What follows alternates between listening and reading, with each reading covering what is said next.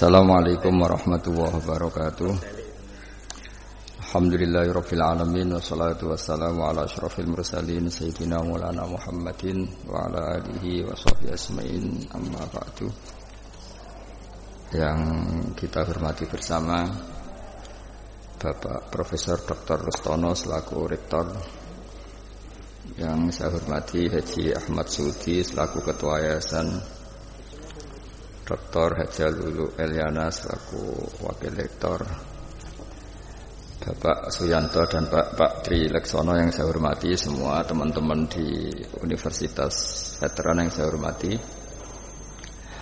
Judul yang kita pakai hari ini atau sore ini adalah muhasabah dan munajat kebangsaan. Saya cerita sedikit tentang teks resminya kebangsaan. Jadi kalau dalam bahasa Arab, kebangsaan atau komunitas itu disebut al-mustama'. Dulu Rasulullah SAW pernah mengingatkan kita semua akan hak-hak bertetangga atau hak-hak bersosial. Ada satu orang yang punya 3 hak, yaitu dia seorang muslim, berarti saudara seagama. Dia kerabat Anda, berarti saudara karena kerabat, unsur genetik. 3, karena dekat. Sehingga tetangga yang seperti ini punya 3 hak, yaitu hak satu agama, satu kerabat, dan satu komunitas. Kedua, yang punya 2 hak, yaitu dekat dan seagama tapi tidak keluarga. Terus ketiga, yang punya 1 hak, yaitu atas nama mereka dekat meskipun beda agama. Sehingga dari dulu Islam tidak pernah bermasalah ketika berteman sama non-muslim, sama komunitas yang macam-macam. Karena ketika kita bertetangga, siapapun dia itu punya 1 hak untuk kita berbuat baik sebagai atas nama tetangga, disebut hakul jar. Lalu lama-lama ada komunitas yang bernama negara, baik bersistem republik maupun bersistem kerajaan atau dengan sistem-sistem yang lain, yang mengharuskan kita bersosialisasi secara baik. Nah, lalu yang jadi ciri khas pesantren, ciri khas khazanah ulama adalah berbuat baik sama orang lain itu gampang. Gampangnya itu dimulai bahwa dengan berbuat baik itu kita dapat pahala. Kedua, dengan cara tawaduk. Tawaduk itu tidak merasa benar sendiri, tidak merasa superior sendiri, tidak merasa paling top sendiri. Ada beberapa paradok yang mungkin menjadi pelajaran kita. Mungkin di antara kita ada yang doktor, ada yang profesor, ada yang kiai alim, ada yang macam-macam pengusaha top. Tapi seringnya orang tuanya itu kadang-kadang itu tidak tamat SD, tidak tamat SMP itu. Jadi orang tidak tamat SMP bisa mengkader atau menciptakan orang sampai doktor.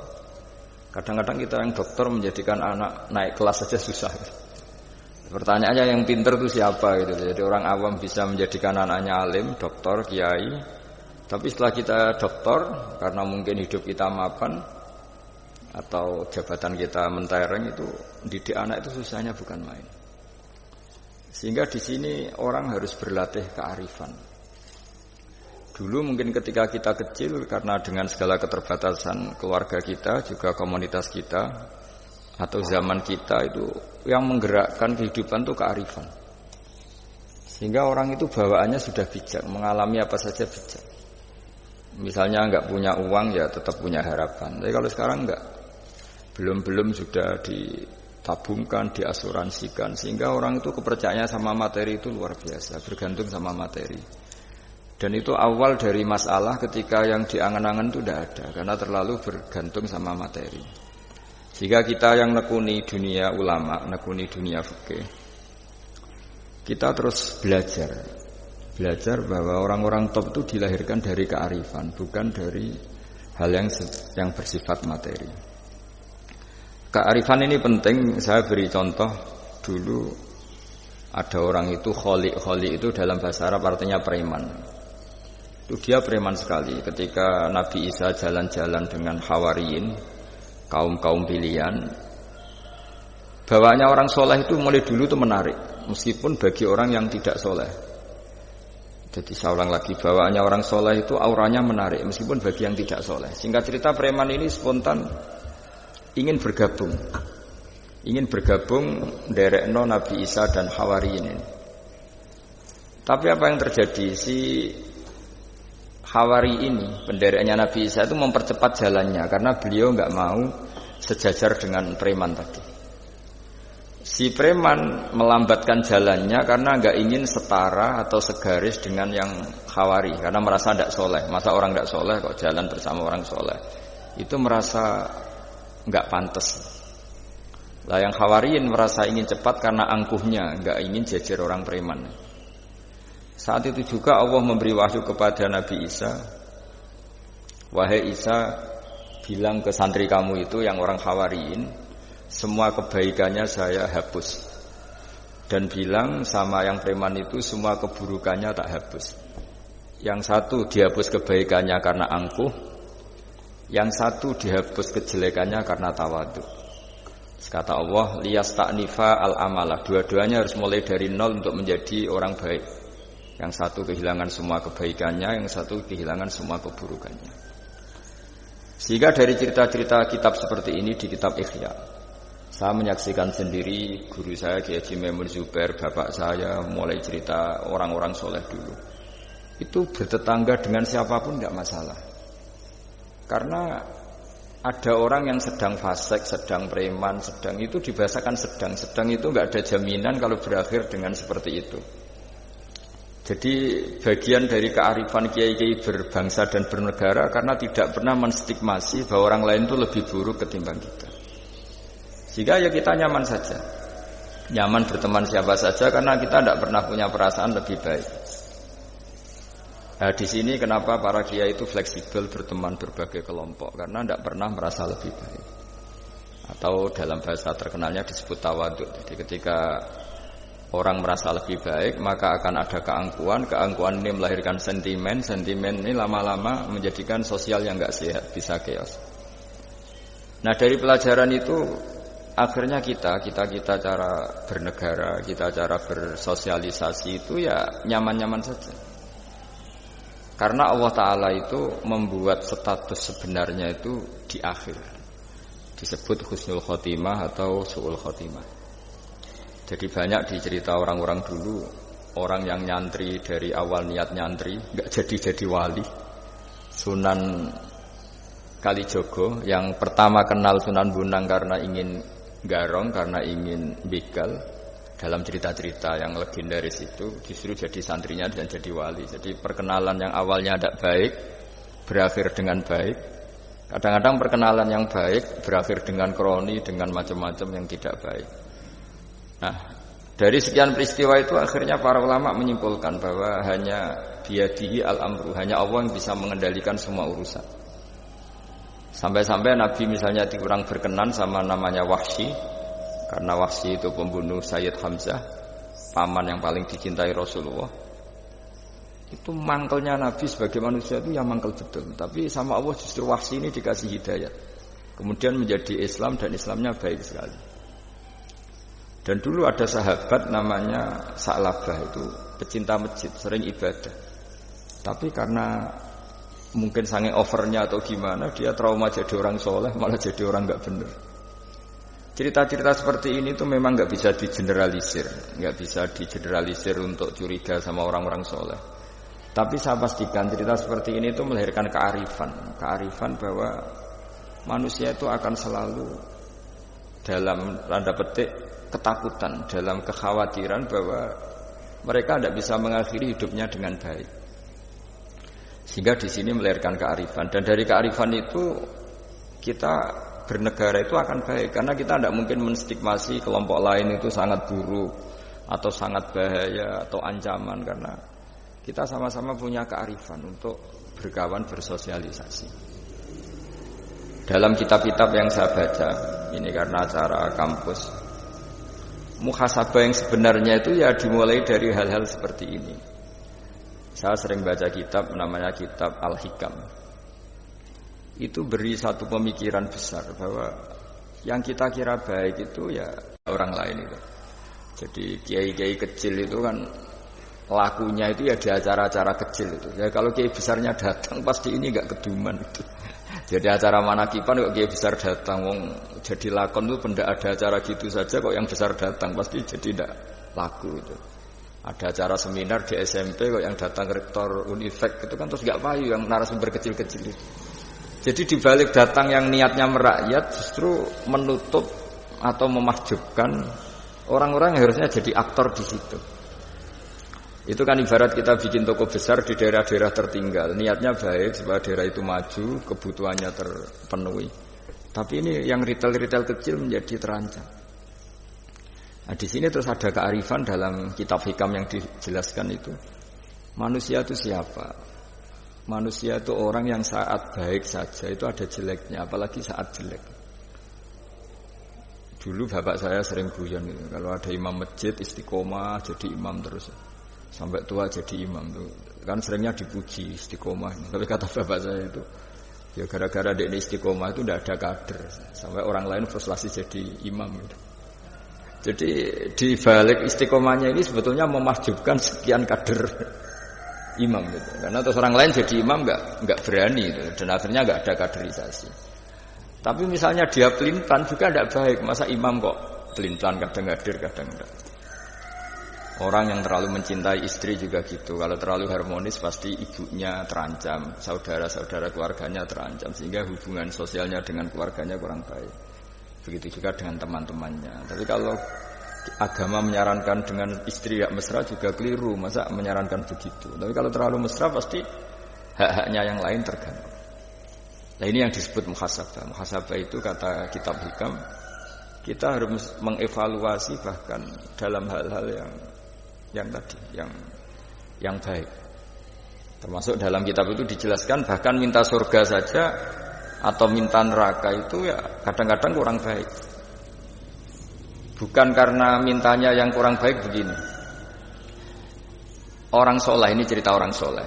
Nanti orang-orang yang soleh itu kalau ketemu Allah itu masih digojlok lah, masih agak-agak disalahkan gitu.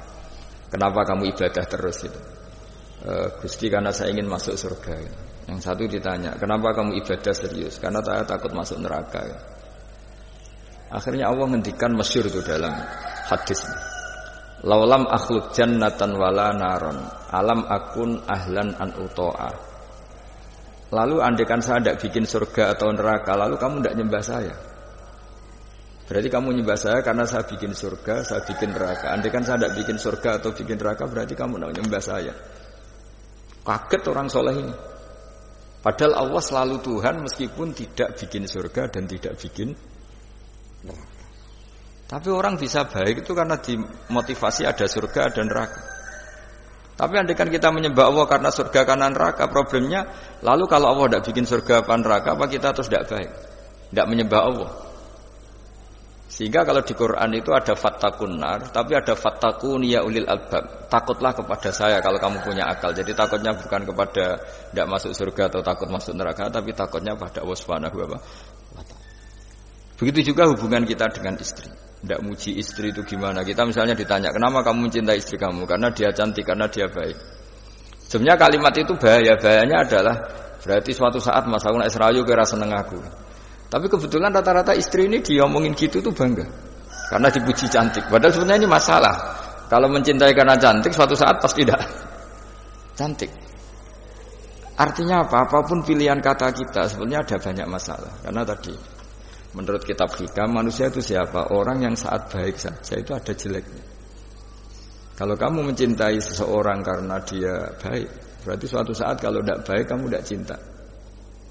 Bukan karena kemanusiaan. Kalau kamu menyembah Allah karena surga, andaikan Allah tidak bikin surga, berarti kamu tidak menyembah Allah. Padahal enggak, kita menyembah Allah meskipun andaikan Allah tidak bikin surga, tidak bikin apa? Neraka.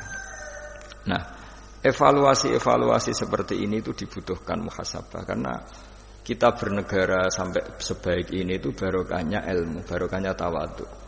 Tawadhu itu tidak pernah menvonis bahwa kelompok lain atau orang lain itu lebih baik ketimbang kita. Saya punya contoh. Saya punya santri, banyaklah cerita-cerita seperti ini yang tidak pati alim itu. Barokahnya ndak alim itu hidup di daerah-daerah tertinggal. Begitu juga di kampus lah. Gara-gara dia tidak kumplot mungkin atau mahasiswa biasa mungkin hidup di daerah-daerah tertinggal. Barokahnya apa? Karena hidup di daerah tertinggal. Semuanya dia itu pionir, heroik. Bikin masjid sendiri, nyari-nyari tanah sendiri. Ya sudah, akhirnya dia pendiri masjid. Begitu juga anak-anak mahasiswa yang di kampung-kampung tertinggal. Mungkin dia mengadakan pipanisasi dari gunung atau apalah bantu masyarakat yang semuanya dia serba pionir. Tapi kita yang mungkin elit ya, beberapa santri yang pinter mungkin karena juara tahfidz atau juara apa terus diumrohkan ke Mekah. Terus kalau ngaji di masjid mungkin ya disangoni pakai uang kas masjid. Begitu juga kalau kita kumplot mungkin beasiswa dapat dari negara kita kuliah di Jerman, di Amerika. Nah nanti pertanyaannya ketika di akhirat itu bejo yang santri yang nggak pinter tadi, karena dia statusnya itu pendiri masjid, mengadakan masjid dari tidak ada menjadi ada. Sementara kita yang terhormat kadang-kadang hisabnya berat. Kamu ini kiai kok dapat salam template dari uang masjid. Jadi hubungan kita dengan ibadah itu mendapat, yang santri dapati pinter memberi. Mahasiswa juga gitu, mahasiswa yang kurang pintar itu hubungannya dengan negara memberi. Ada daerah tertinggal yang dia sebagai pemberinya. Pemberi itu artinya mengatur daerah situ yang tertinggal punya akses jalan barokahnya dia, punya mata air barokahnya dia. Kadang-kadang yang pintar hubungannya dengan negara mendapat. Nah di sini namanya muhasabah. Jadi ya tapi terus kita menyariatkan kalau gitu goblok saja Gus ya, jangan masa goblok disyariatkan ini. Tapi kalau andekan semuanya pintar tuh ya kacau. Dunia ini ya kacau. Karena hubungannya pasti inginnya mendapat, bukan memberi. Nah, barokahnya hal-hal seperti ini alhamdulillah di Indonesia TV itu juga sering memberi penghormatan kepada orang-orang yang pionir di daerah-daerah tertinggal. Nah, ini penting saya utarakan supaya perasaan kita berbangsa dan bernegara itu jaga empati sama yang lain, jaga kehormatan, jaga. Saya sebagai kiai itu ya kadang-kadang itu nangis di depan Allah. Orang-orang yang dulu bekerja nyari uang ya, memang ya nyari uang. Tapi barokahnya punya iman sedikit atau mungkin imannya ya biasa saja, kerja di Korea bikin komunitas masjid. Mahasiswa yang di Jerman, di Amerika juga punya komunitas bikin masjid. Padahal andekan di kampungnya itu mungkin orang yang sering ngerasani kiainya. Kadang kurang cocok atau masjidnya kurang gimana. Jadi kalau di daerah yang Islamnya sudah sehat itu agak-agak komplain, kerannya buntu saja sudah geger. Tapi dia ketika di daerah nggak ada masjid berikhtiar untuk bikin masjid. Jadi komunitas kesolehan itu kadang-kadang kemapanan kalau terlalu lama itu hanya melahirkan orang ingin komplain. Tapi yang tidak mapan sama sekali malah melahirkan orang itu heroik. Ketika negara ini sehat, mungkin orang malah menuntut negara. Padahal sebelum berbentuk negara, orang semuanya ingin memberikan hartanya, bahkan nyawanya untuk memerdekakan Indonesia. Nah, sehingga pesan saya sama Universitas Veteran bahwa ketika kita mapan pun itu dengan asumsi tidak mapan, sehingga hubungan kita dengan institusi, dengan yayasan, dengan pesantren, dengan yang kita pimpin itu hubungan heroik, bukan hubungan mendapat. Saya termasuk orang yang sering dimintai nasihat-nasihat. Banyak rektor, banyak pejabat, juga banyak kawan kiai. Saya itu terobati itu yaitu semuanya kita, termasuk setelah mapan itu usahakan hubungan itu hubungan heroik. Sehingga inginnya memberi. Nah, di sini disebut wa mimma razaqnahum yunfikun. Orang baik itu siapa? Orang yang hubungannya itu ingin memberi, bukan ingin mendapat. Sehingga Rasulullah berkali-kali ngendikan al-yadul ulya khairum minal yadis sufla. Di mana-mana itu tangan memberi lebih baik dibanding tangan meminta. Nah, sekarang kenapa banyak problem di beberapa negara? Karena ketika orang terus pinter atau pinter lah, saya tidak perlu nyebut terjadi apa. Hubungannya itu kalau sudah pinter jadi dosen elit harus dapat berapa, kalau kiai elit harus dapat berapa. Nah, itu kalau semuanya ingin mendapat, ini negara bisa pusing. Yang guru besar ingin dapat banyak karena guru besar, kiai besar karena kiai besar. Yang miskin juga ingin mendapat karena miskinnya. Nah, kalau semua orang yang pinter, yang bodoh, setengah pinter, setengah bodoh hubungannya dengan negara ingin mendapat, ini negara bisa keteter. Tapi kalau hubungannya ingin memberi, Atau kalaupun ingin mendapat ya sumbut lah, kalau orang Jawa sumbut dengan yang diberikan. Itu insya Allah semuanya akan stabil. Jadi intinya agama ini menitik beratkan supaya hubungan kita dengan orang lain, dengan negara itu kalau bisa hubungannya itu ingin memberi, bukan ingin mendapat. Tapi kalau semuanya yang miskin merasa berhak mendapat karena miskinnya, yang guru besar karena guru besarnya, kiai besar karena kiai besarnya, semuanya menarik dirinya sendiri, ini akan kacau. Nah dulu zaman pra kemerdekaan atau kalau dalam Islam pra kemenangan, itu semua sahabat, semua saudara kita kalau dalam pra kemerdekaan ya semua orang Indonesia hubungannya sama negara itu inginnya memberi, sehingga negara ini bisa berdiri, bisa merdeka ketika sebelum ada institusi, belum ada tata struktur negara. Sementara negara sesehat apapun kalau hubungan masyarakatnya ingin mendapat itu berat. Nah, di sini heroiknya para leluhur kita bahwa mereka bisa melewati masa-masa sulit karena dengan mental ingin memberi. Ya memberi apa saja, entah pikirannya, entah keuangannya, bahkan kalau dulu nyawanya. Jadi ini yang saya titik beratkan. Sebelum saya tutup, saya ingin cerita ya tentang saya jelaskan. Jadi dulu perasaannya orang, meskipun sesoleh apapun, sebaik apapun, perasaannya itu ada saja salahnya. Sehingga kalau dalam makalah paling terkenal yang didawuhkan Rabi Adawiyah itu, wastighfaruna yahtaju ilal istighfar, sudah minta maaf sama Allah saja. Sebetulnya dalam minta maaf ini juga butuh istighfar lagi. Karena orang minta maaf itu kadang-kadang ya ingin mendapat yang lebih. Ada orang punya utang itu tanggungan sama istrinya karena sering masalah itu. Itu minta maaf itu ya supaya bisa utang lagi. Jadi gayanya minta maaf tapi supaya bisa utang lagi. Mungkin kita kalau punya utang sama orang lain, gayanya minta maaf tapi supaya punya akses utang lagi. Itu namanya minta maaf tapi ada masalah. Nah jangan-jangan istighfar kita sama Allah juga gitu. Istighfar sama Allah tapi minta dimaklumi kalau salah lagi. Nah di sini karena masih ada tercampur mental seperti ini, kata Rabi Adawiyah, wastighfaruna yahtaju ila istighfar. Ketika kita istighfar itu masih butuh istighfar yang lain. Nah dalam kebaikan juga gitu. Ketika kita baik jadi orang soleh, ternyata bawaan kita ingin dihormati. Dulu sebelum kita soleh itu ya kalau di majelis di belakang nggak tersinggung, nggak diperlakukan khusus, nggak tersinggung. Tapi setelah kita soleh, setelah kita kiai, setelah kita dosen, setelah kita rektor, kalau nggak duduk di depan tuh kayak nggak diregani. Itu ya termasuk mental-mental yang kurang baik kalau dalam ilmu tasawuf. Justru setelah kita terpelajar, malah permintaannya aneh-aneh.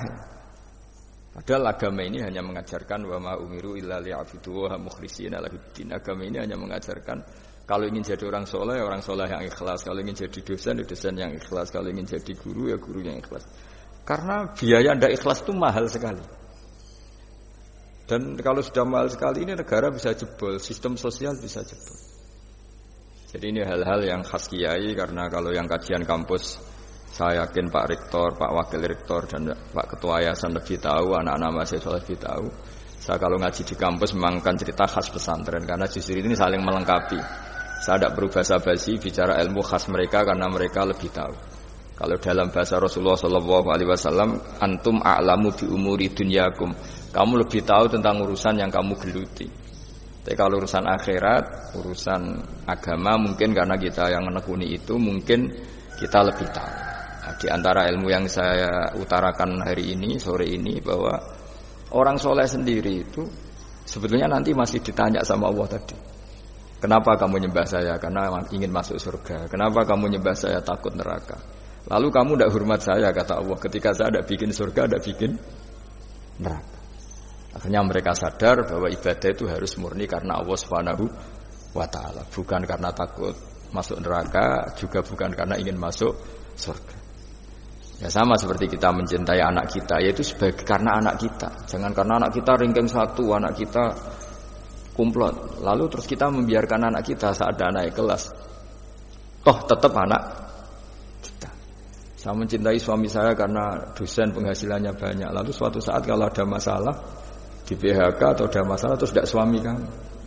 Nah, makanya di sini agama itu sangat menyarankan kesejatian. Jadi dia suami kita, dia anak kita, apapun kondisinya.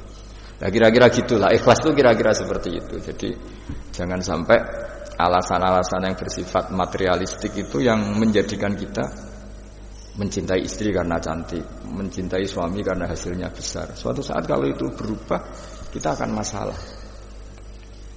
Di sini agama menyarankan ikhlas, ikhlas, ikhlas. Makanya semua kitab di khazanah kita dimulai bab niat. Bab niat, niat itu begini.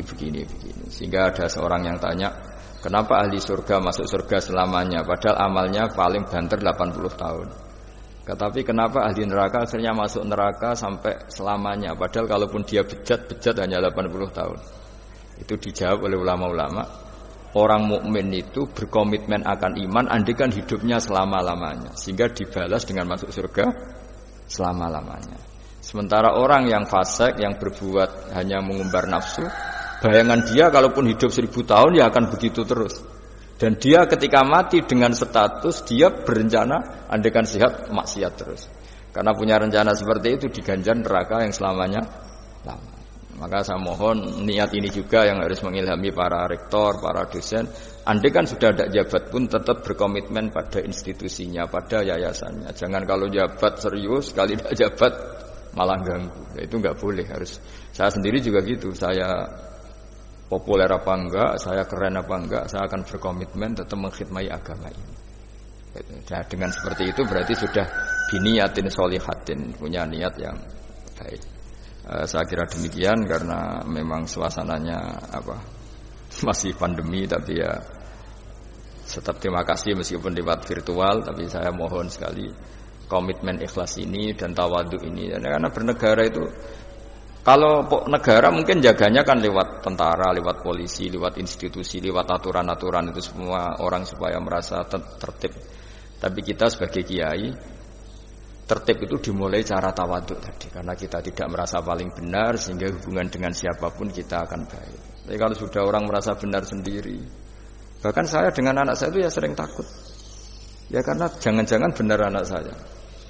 Saya berkali-kali cerita di mana-mana, bapak saya itu kalau ada santri sedang guyon mau manggil itu gak jadi.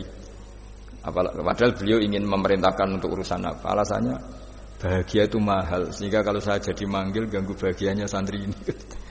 Saking tawaduknya bapak saya, bahagia itu mahal. Jadi kalau saya manggil pas dia bahagia mengganggu. Padahal bapak itu kiainya. Jadi orang dulu kearifannya tawaduk itu sampai dengan santrinya, dengan anaknya, itu tawaduk. Dan ini yang menjadikan kita semua baik-baik saja ya karena tawadhu. Makanya orang kuno dulu itu kalau nasihati anaknya mau merantau itu mesti yang enggak lupa itu jolali salat sampai wong sing apik, sing tawadhu, sing ngalah. Ya, saya mohon kearifan-kearifan ini dijaga karena kita bernegara ini sampai merdeka ya barokahnya kearifan leluhur. Kita sudah menikmati kemerdekaan sedemikian rupa itu kenapa bangsa ini bisa lolos dari penjajahan? Karena orang-orang luhur dulu itu nasihatnya tunggal tadi. Kita patriotik, kita heroik, hubungan dengan negara memberi, sehingga terus bisa merdeka. Coba kalau dulu sudah latihan merdeka, hubungannya mendapat geger rebutan aset, rebutan apa saja bisa habis kita sebagai bangsa. Saya kira demikian. Wassalamualaikum warahmatullahi wabarakatuh.